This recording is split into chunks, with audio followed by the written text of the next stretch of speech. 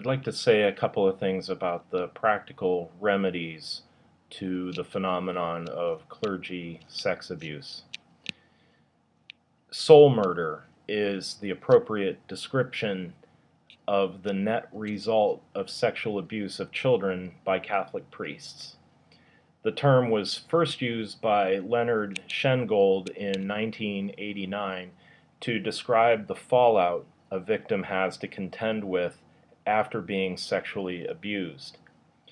Priests today are still regarded as standing in the place of God within the communities in which they minister. So let me just summarize, let me just say, there is no statute of limitations on murder.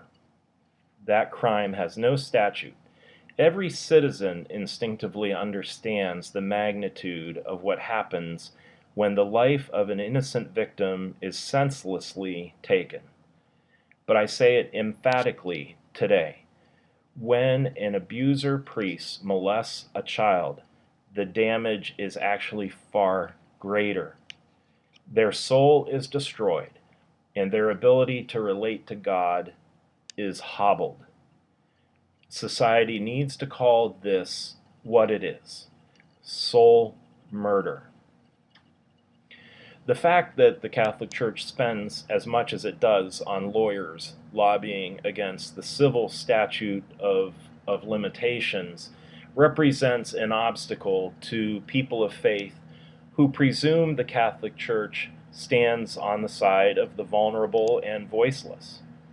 Instead, the Church has allied itself with the worldly concerns of monetary and legal standing. Another way to put it is to say, this is a battle between David and Goliath.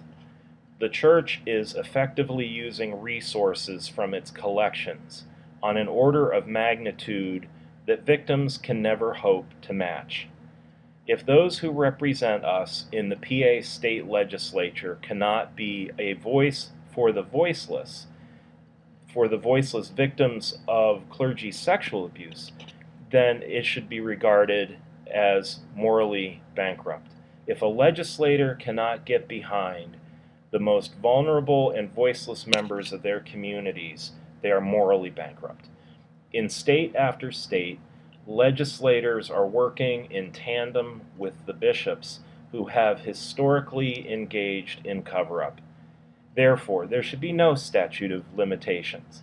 There should at the very least be a window of several years to allow victims the chance to achieve discovery of their case files, the personnel files of their abusers, to have the opportunity to pull into the light of day their material and the methods and mechanisms that their abusers and the church officials, the bishops, the chancery officials who used their positions to cover up and to cloak in darkness the dark deeds of these priests and the structure even of the church.